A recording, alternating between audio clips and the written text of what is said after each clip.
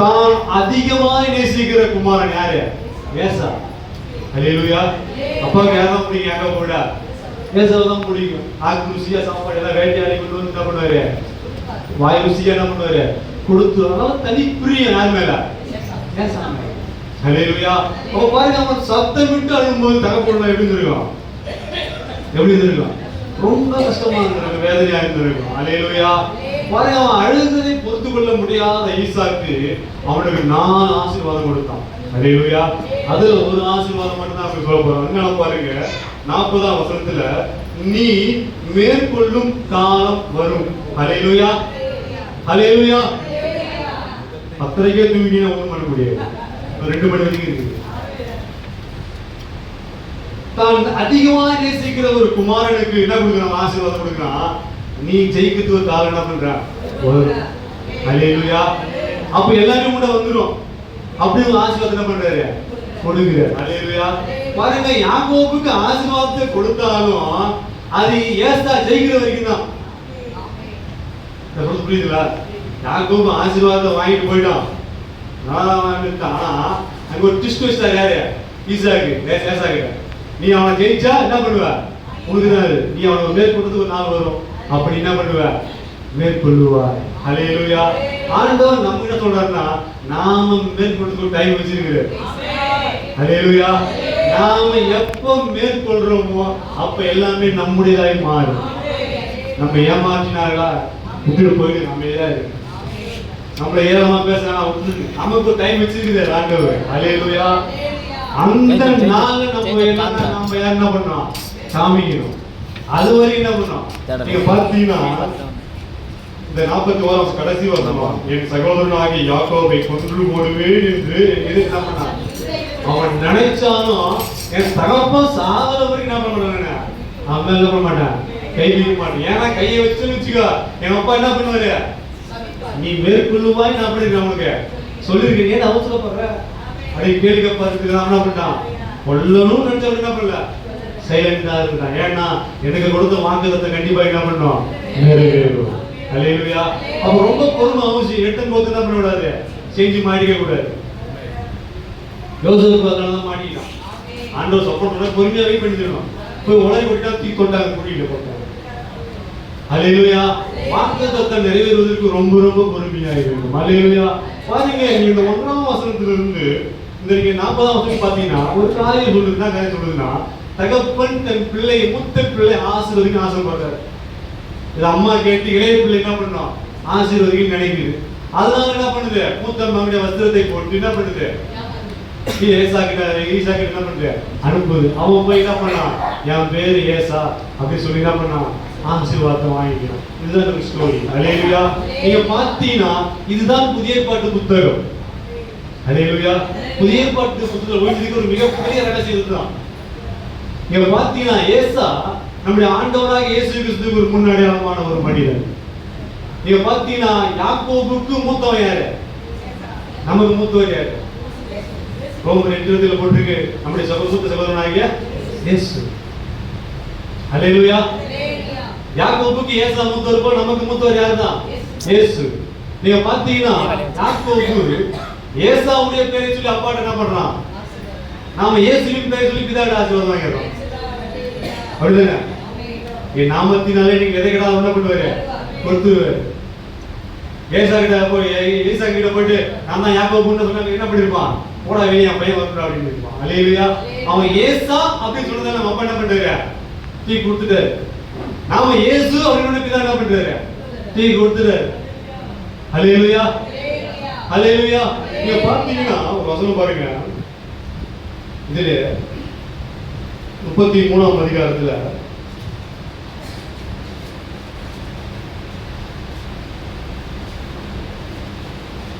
சரி 32ல 4ஆம் வசனம் பாருங்க. நீங்கள் நான்தவனாகி ஏசாவிடத்தில் போய் நான் இதுவரைக்கும் லாபானுக்கு தங்கியிருந்தேன், இப்போ நான் உங்க பார்க்க வரேன் அப்படின்னு என்ன பண்றான்? சொல்றான். ஆண்டவர் யாக்கோபுக்கு தரிசனமாய் சொல்றாரு, நீ தகப்பன் வீட்டுக்கு என்ன பண்ணு போ அப்படின்றாரு. தகப்பன் வீட்டுக்கு போறதுக்கு முன்னாடி யார்கிட்ட பர்மிஷன் கேட்கிறாரு? என் ஆண்டவனாக ஏசாட்டு என்ன பண்ணுங்க, போய் சொல்லுங்க நான் வரேன் அப்படின்னு என்ன பண்ணுங்க சொல்லுங்கன்றாரு. அப்ப நாம பரலோகம் போனா முதல்ல யாரை தான் பார்த்தாகணும்? இயேசுவை தான் பார்த்தாகணும். அல்லேலூயா. நீ இயேசுவை சொல்லாம என்ன பண்ணிடலாம்? போயிருக்கலாம். சர்ப்ரைஸா போய் நிப்போம் அப்பா அம்மா ரெடியா பண்ணிடலாம், நினைச்சிருக்கலாம். ஆனா ஏசாவை சந்திக்காம பிதாவுக்கு என்ன பண்ண முடியாது? தகப்பனுக்கு என்ன பண்ண முடியாது? போக முடியாது. நீங்க யாக்கோபா இருந்தாலும் சரி, நீங்களா இருந்தாலும் சரி, இயேசுவை பார்க்காம பிதாவை விட்டு என்ன பண்றவங்கள என்னை எல்லாமல் ஒருவனும் பிதாவிடத்தில் வரான். அல்லேலூயா. அப்ப ஏசா யார் கல்யாணமானவன்? இன்னும் சும்மா பாத்தீங்கன்னா இங்க 32 6ஆம் வசனம். அந்த ஆட்கள் யாக்கோபிடத்தில் வந்து உம்முடைய சகோதரன் உம்மை சந்திக்கும்படி 400 பேரோட என்ன பண்றாரு? அல்லேலூயா.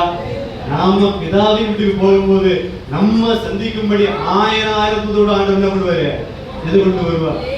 ஏசாவோட 400 பேர் வந்தது போல இயேசுவோட எவ்வளவு பேர் வருவாங்க? 1000 தூதர்கள் நம்மை எதிர்கொண்டு என்ன பண்ணுவாங்க? வருவார்கள். அல்லேலூயா. இன்னொன்னு சொல்றோம் பாருங்க, ஆதியாகமம்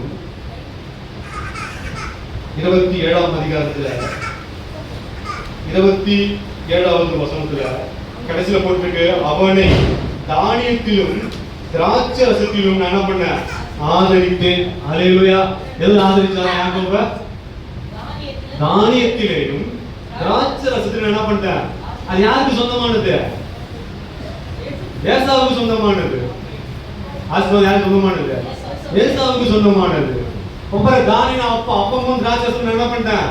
யாக்கோபுக்கு கொடுத்துட்டேன்பா, உன்னோடு தான் உண்டு என்ன பண்ணிட்டு நான் உனக்கு கொடுத்துட்டேன். அப்ப அதே போலதான் பிதாவானவர் இயேசுடைய சரீரத்தையும் மாம்ச ரத்தத்தையும் நம்ம எடுத்து நமக்கு கொடுத்தாரு. சாப்பிடுடா, பரிசுத்தமா வாழுடா. அல்லேலூயா. அப்ப பாருங்க, இந்த ஏசா யாருக்கு முன்னாடியானவன்? இயேசு கிறிஸ்து. நீங்க ரெபேக்காவை பாத்தீங்கன்னா தன் பிள்ளை என்ன பண்ணா? வஸ்திரத்தை போட்டு என்ன பண்ணா? ஈசாக்கு என்ன பண்ணா? அனுப்பிச்சு விட்டா. ரெபேக்கா யாரும் இல்ல, சபைதான். இயேசுவின் சாயம் என்ன பண்ணுது? நமக்கு தெரிவிச்சிருது. நீ போ, இதை என்ன பண்ணு? ஆசீர்வாதம் வாங்கிக்கோ. நீங்க பாத்தீங்கன்னா சொந்த எழுத பாருங்க. அந்த யாக்கோபு சொல்றான், இது எங்க அப்பாவுக்கு தெரிஞ்ச எங்க அப்பா என்ன பண்றேங்க சபிச்சிருவாரு அப்படின்னு சொல்ற. ரெபேக்கா என்ன சொல்றா? அந்த சாபம் என்ன பண்றான்?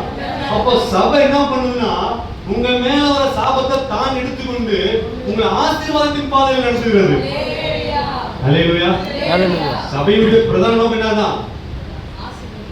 உங்க மேல வர சாபத்தை தான் பக்கமா திருப்பிட்டு உங்களை ஆசீர்வாதத்தின் பக்கத்துல என்ன பண்ணுது? கொண்டு போய் சேர்க்கிறது. உங்களுக்கு இயேசுவின் சாயம் என்ன பண்ணுது? தெரியுது. அப்பா அம்மால எப்படி பேசணும், அப்பாட்ட என்ன பண்ணணும், அப்பாட்ட என்ன பண்ணணும், அது என்ன பண்ணுது? சொல்லி கொடுக்குது. அல்லேலூயா. இப்படிப்பட்ட சம்பவங்கள் தான் என்ன பண்ணுது?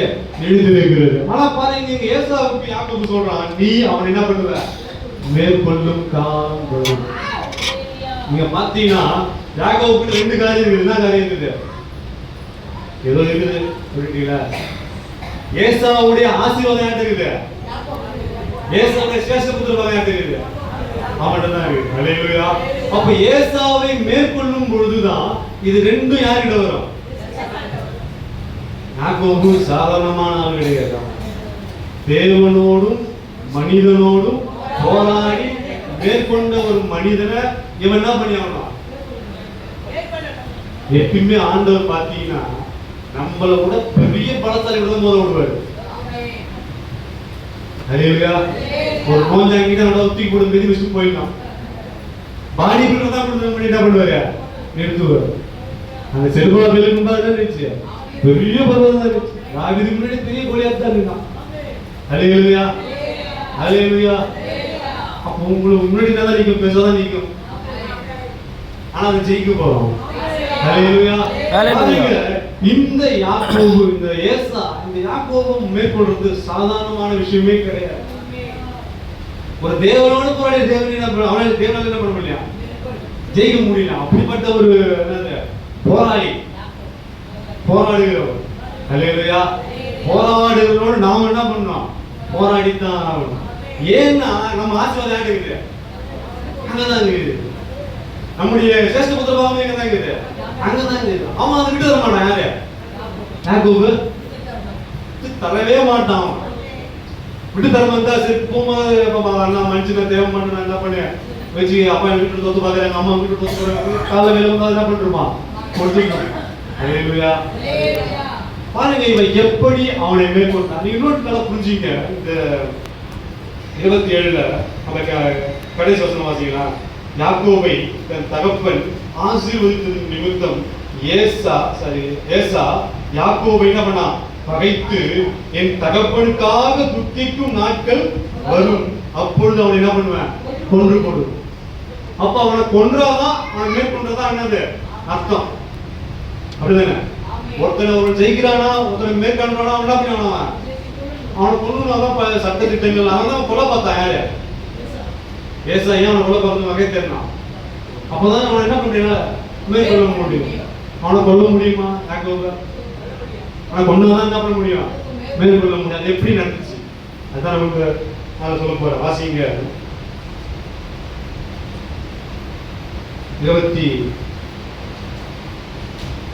32ஆம் வசனம்.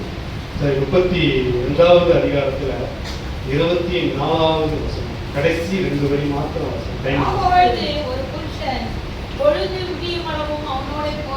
பாருங்க, அப்பொழுது ஒரு மனுஷன் பொழுது விடியும் அளவும் அவனோடு என்ன பண்ணான்? எதுக்கு போறான்னா, வாசிங்க 26வது வசனத்துல கடைசி 2 வரி.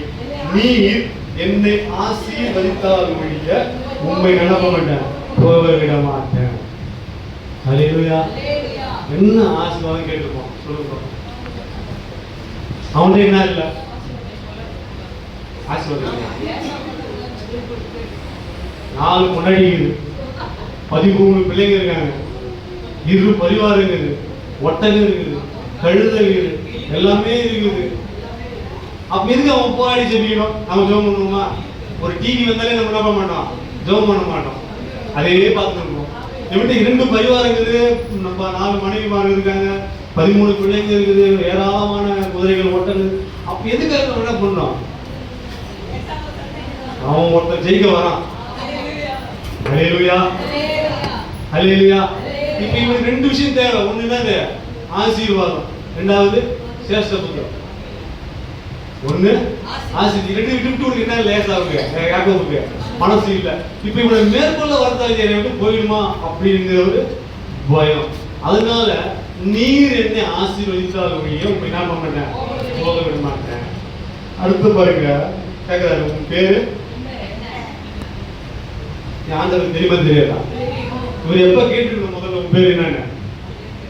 பெத்தல்ல ஜெபம் பண்றான். நான் போகிற இடத்துலாம் நீ என்னை பாதுகாத்து உன்னை உணவு உடுக்க விட இதெல்லாம் கொடுத்தீங்கன்னா நீ எனக்கு இதெல்லாம் கேட்கிறேன், உன் பேர் என்னடா அப்படின்னு அப்பதான் கேட்கணும். எப்ப கேட்கணும்?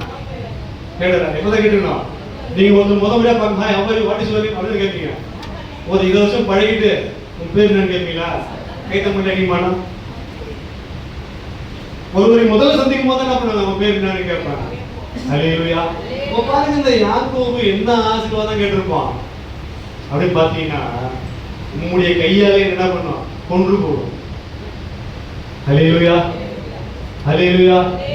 இந்த பக்கம் மாமனாரை கொலை பண்ணும்படி வரான், இந்த பக்கம் அண்ணன் கொலை பண்ணும்படி வரான். நீங்க என்ன ஜெபம் பண்ணுவீங்க? தாவீது என்ன ஜெபம் பண்ணோம்? மனுஷர் கையில் உம்முடைய கையில என்ன பண்றேன்? நீரே என்னை கொன்று போடும்.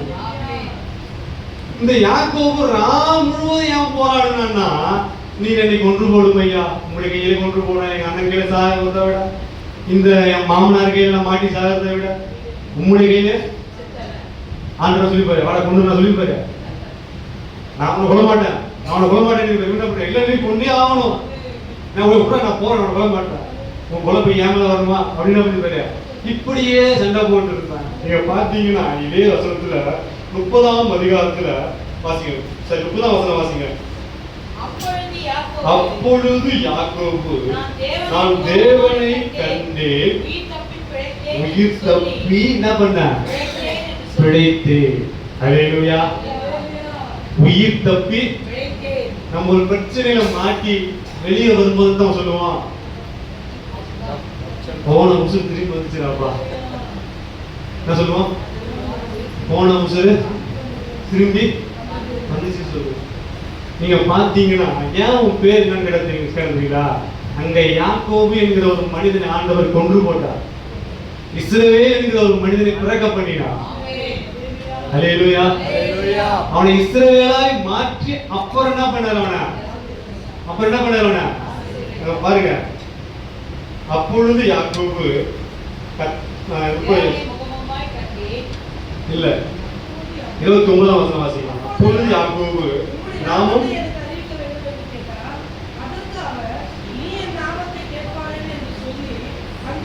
அங்கே அவர் என்ன பண்ணாரு? யாக்கோபு ஆசீர்வதிக்கல, இஸ்ரவேல் ஆசீர்வதிச்சார். வேற மாதிரி ஆசீர்வதிச்சார். யாக்கோபு என்ன பண்ணல? ஆசீர்வதிக்கல, இஸ்ரவேலாய் மாறினார். இப்ப ஆசீர்வாதம் வந்துச்சு. அடுத்தது ஆண்டவர் சொல்றாரு, இஸ்ரவேல் என் சேஷ்ட புத்திரன். இஸ்ரவேல் அப்ப சேஷ்ட புத்திர பாவம் என்ன வந்துருச்சு. யாக்கோபு செத்து போனதா அந்த இடத்துல யார் என்ன பண்ணா?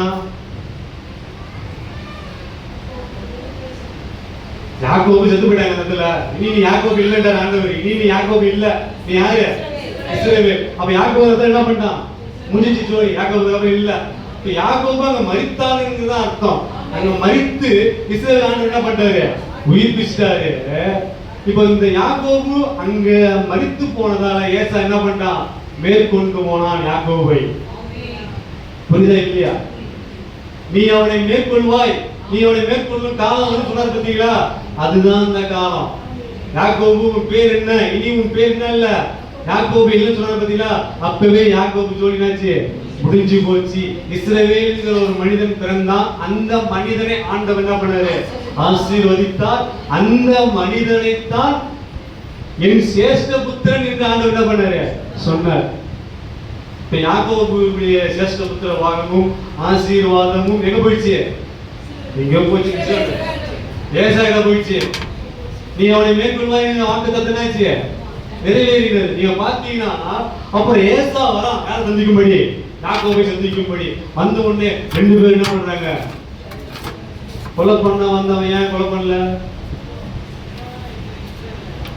வந்து நிக்கிறவன் யாக்கோபு இல்ல, வந்து நிக்கிறவன் இஸ்ரவேல். எப்படி கொலை பண்ண முடியும்? யாக்கோபு தான் கொலை பண்ண முடியும், வகை தெரியினான். வந்து நின்னுக்கிறது யாரு? இஸ்ரவேல். அவன் என்ன பண்ண முடியல, கட்டி பிடிச்சி முத்தம் கொடுத்துட்டான். ஹல்லேலூயா.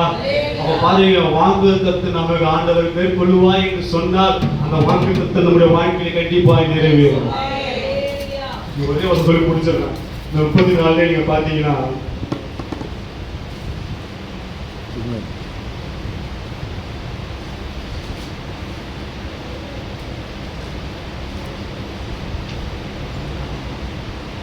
பத்தாம் வசனம் 33 அதற்கு யாக்கோபு, அப்படி அல்ல, உங்களுடைய கண்களில் எனக்கு தயை கிடைக்கப்படும். ஹல்லேலூயா. மோசே இப்படி ஜெபம் பண்றான், உங்களுடைய கண்களில் எனக்கு தயை கிடைத்தது என்று எதினால் என்ன பண்ணுவேன்? அறிவேன். ஆண்டவர் சொல்றாரு, என் சமூகம் உனக்கு முன்பாக என்ன பண்ணும்? செல்லும். ஹல்லேலூயா. நீங்க பாத்தீங்கன்னா 13ஆம் வசனம் வாசிங்க. அதற்கு அவன், அதற்கு ஏசா இல்ல 13 சரி 12. பின்பு ஏசா, நாம் புறப்பட்டு போவோம் வா. ஹல்லேலூயா. ஏசா அவருடைய கண்கள் என்ன? யாக்கோபுக்கு, நான் உனக்கு முன்னால போறேன் வா, நீ பின்னால என்ன பண்ண வா. ஹல்லேலூயா. அவனை மேற்கொண்டான். யாரு? நான் கத்துறதும் கஷ்டம். ஏசா யாக்கோபை என்ன பண்ணான்? மேற்கொண்டான். ஹல்லேலூயா. மேற்கொண்டதினாலே அவருடைய ஆசீர்வாதமும் அவருடைய சேஷ்ட புத்திரவாகும் யாருக்கு வந்துச்சு? ஏசாக்கு வந்துச்சு. இஸ்ரவேல் சொல்லிடுறமா, நீ வேற அம்மா நானே போறேன் என்னோட கூட்டு போறது. ஏசா யாரை ஜெயிச்சான்? யாக்கோபு என்ன பண்ணிட்டான்? ஜெயிச்சுட்டான். ஹல்லேலூயா. ஆனா ஆண்டவர் என்ன பண்ணார்? யாக்கோபை தோக்கடிச்சிட்டு அவனை இஸ்ரவேலாய் மாத்தி, எப்ப அவனை ஆசீர்வதிக்கிறேன், உனக்கு சேஷ்ட புத்திரன் கொடுக்கிறேன், இதே சேஷ்ட புத்திரன், நீ எங்கதான் வீடு புள்ள அப்படின்னு என்ன பண்ணாரு? மாத்தி ஒரு குடும்பத்துல இருந்த ஒரு பிரச்சனை என்ன பண்ண ஆண்டவர் மாற்றி போட்டு. நம்முடைய வாழ்க்கையில் நாம பொறுமையா இருந்தா, நாம யார மேற்கொள்ளணும்னு நினைக்கிறோமோ அவனை கொண்டு வந்து நம்ம முன்னாள் ஆண்டவர் என்ன பண்ணுவாரு? நிறுத்துவோம். சண்டை போட பட்டயத்தை எடுத்துக்க கூடாது. இவங்க அப்பா வந்து நல்லா வாக்குத்தத்தம், நீ உன் பட்டயத்தினால என்ன பண்ணுவ? பிழைப்பாய். உன் பட்டயமே என்ன பண்ணல, எடுக்கல. பொறுமை காந்தான். ஆண்டவர் எல்லாத்தையும் என்ன பண்ணாரு? வாய்க்க பண்ணினார். அவன் மேற்கொண்டான். நீங்க வாக்குத்தத்தத்தை நம்பி பொறுமையா இருந்தா உங்கள் காரியங்களில் நீங்க என்ன பண்ணலாம்? மேற்கொள்ளலாம். கர்த்தர் உங்களை ஆசீர்வதிப்பாராக. ஆமென்.